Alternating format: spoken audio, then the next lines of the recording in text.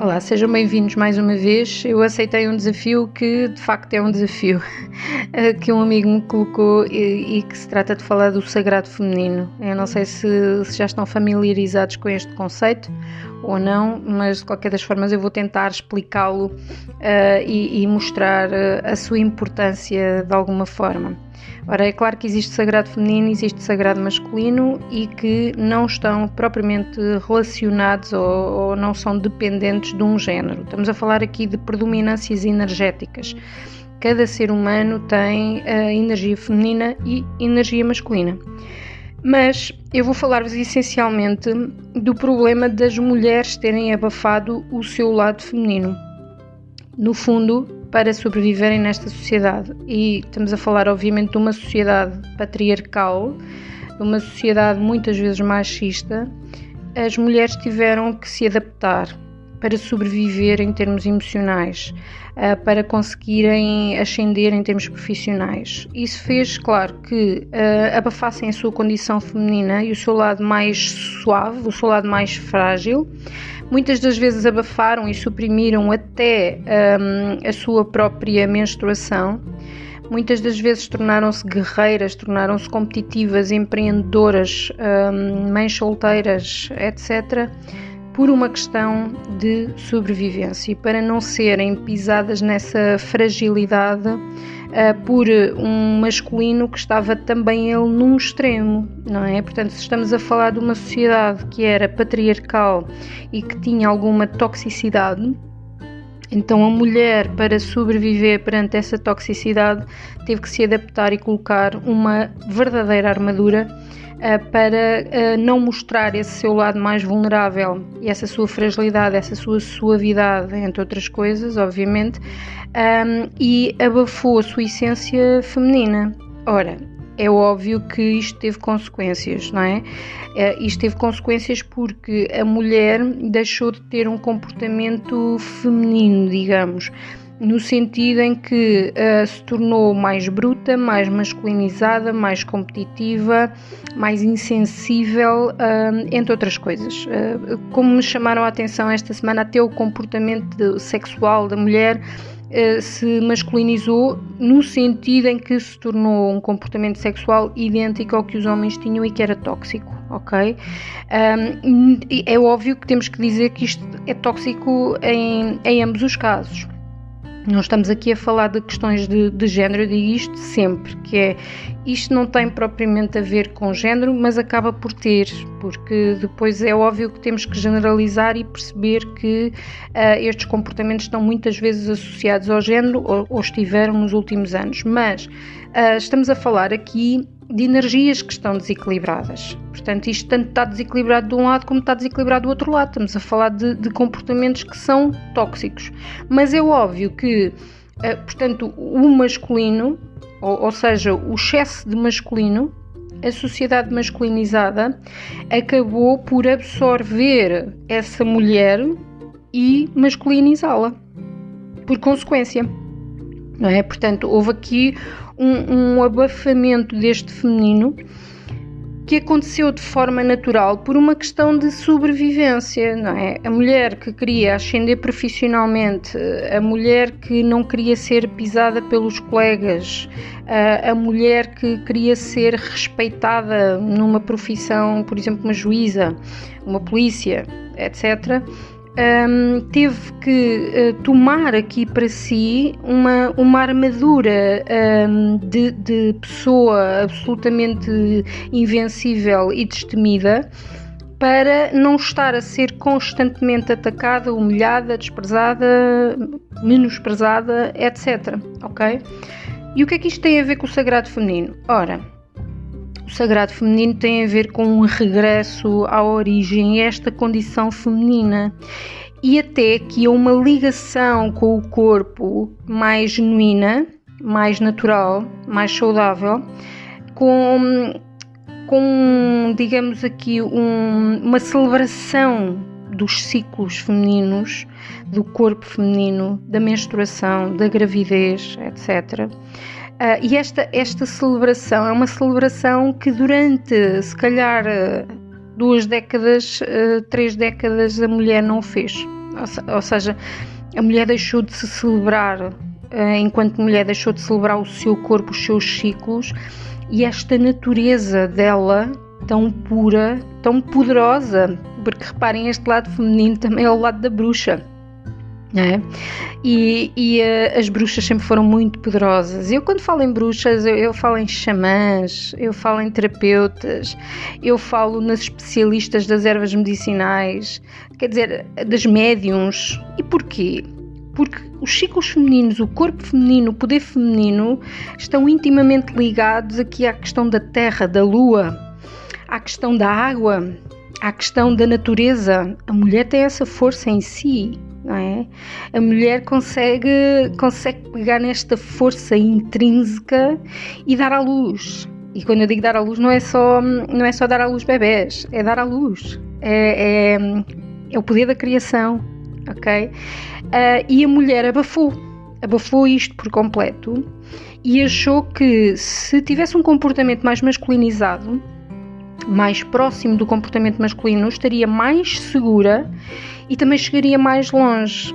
E à partida, estando menos frágil, não seria tão atacada. Portanto, isto foram mesmo mecanismos de defesa. Agora é preciso voltar atrás. É preciso voltar à bruxa, ok?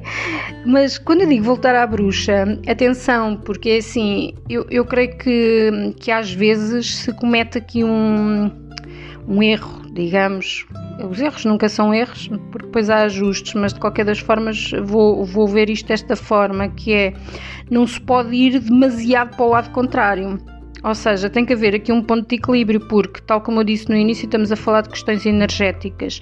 Portanto, se houve aqui um excesso de energia masculina para o lado das mulheres, então agora não pode haver um excesso de energia feminina. Tem que haver aqui uma carga necessária para que se possa atingir um ponto de equilíbrio, ok? Porque senão incorremos aqui no risco da mulher ficar apenas e só num papel de submissão perante o homem, num papel de passividade, num papel de vítima, num papel de pessoa que sofre, muito ligada à dor, muito para dentro no sentido de demasiado em casa, pouco na rua, pouco profissional, pouco, ok? Portanto, tem que haver aqui um ponto de equilíbrio e é esse resgate que é absolutamente necessário nesta sociedade.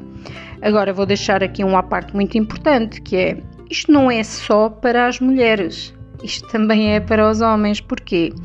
Porque foi precisamente porque os homens viraram aqui para um extremo tóxico, em que a energia masculina estava absolutamente tóxica. Esta sociedade patriarcal estava aqui num extremo que não era nada fofinho. As mulheres reagiram a isso. Então, se as mulheres ficaram aqui com demasiada energia masculina e também com um comportamento um bocadinho tóxico, assim como elas devem fazer aqui um regresso lá atrás para irem resgatar um pouco essa energia feminina e aquilo que têm de melhor, os homens têm que sair desse comportamento tóxico.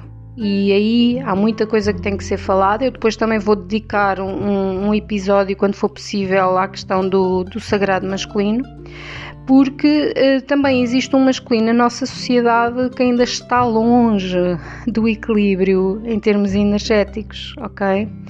E para que a mulher, e isto é o mais importante, para que a mulher possa agarrar a sua vulnerabilidade, possa ter mais tempo livre, possa ligar-se mais ao seu corpo, possa ligar-se mais a algumas questões que a ligam à sua feminilidade, para que a mulher possa ter um comportamento mais saudável nos relacionamentos, é necessário que o homem mude. Isto porquê? Porque para a mulher se render, para a mulher confiar, para a mulher se sentir segura, ela precisa de ter masculinos que a protejam, que a suportem, que consigam dar-lhe aqui uma rede de segurança em que ela pode ser quem ela quiser. em que ela nunca se sente ameaçada, em que ela se sente validada nessa essência feminina, nessa intuição, nessa compaixão, nesse amor que ela tem para dar, nessa feminilidade e nessa elegância que ela tem, por exemplo, também em termos artísticos. E eu vou já dizer-vos, um líder masculino é completamente diferente de uma líder que tenha mais energia feminina. E esta característica às vezes é importante e é isso que se tem notado no mundo atualmente, que é esta sociedade patriarcal de que eu falei antes.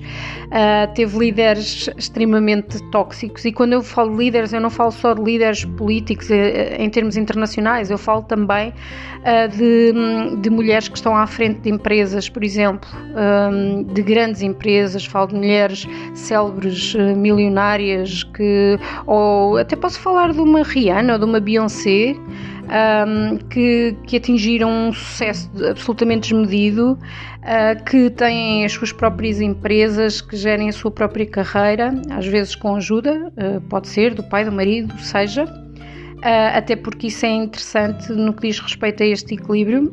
Mas o que é certo é que algumas dessas mulheres, algumas dessas líderes e empreendedoras realmente assumiram um papel muito masculinizado. Não é o caso destas duas cantoras, de todo, até acho que elas têm uma energia muito feminina a muitos níveis, claro.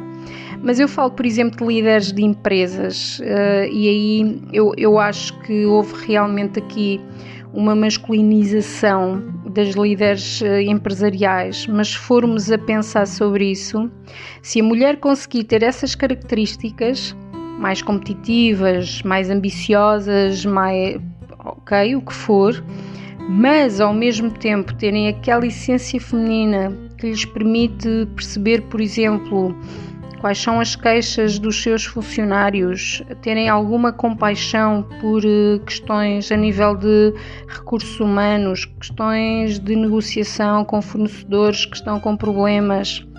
Vamos pensar aqui numa líder absolutamente implacável, mas que está ligada ao seu coração e que por vezes consegue tomar decisões absolutamente humanizadas e compassivas, sem perder o rumo e sem perder a assertividade, sem perder aqui os objetivos, sem perder a linha que a liga aos seus objetivos, mas mantendo aqui um pé de um lado e um pé do outro, ok? Isto para que aqueles comportamentos tóxicos a que estamos habituados possam desaparecer.